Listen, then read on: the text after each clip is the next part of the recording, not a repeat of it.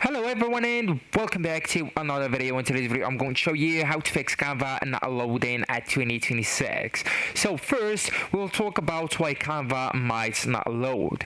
The typical causes include slow or unstable internet, browser cache or corrupted app data, server or regional connectivity issues. So the basic checkouts that we are going to start with are checking the internet connection first. So you will need to switch between the Wi-Fi's right here if you can use another one, of course, or you can just turn your Wi-Fi off, so just disconnect from it and turn it on or reconnect to it. All right, and also you can use a mobile data or a hotspot, and even you will need to restart your router if it's close to you.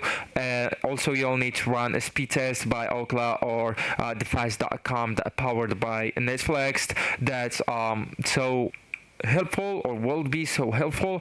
So actually guys, you need a stable internet for Canva to load properly. All right, also, and after that, I do really advise you to refresh the page, okay? That looks simple, but it's so helpful, right? And if that doesn't work, you will need to clear the cache and the cookies of the browser.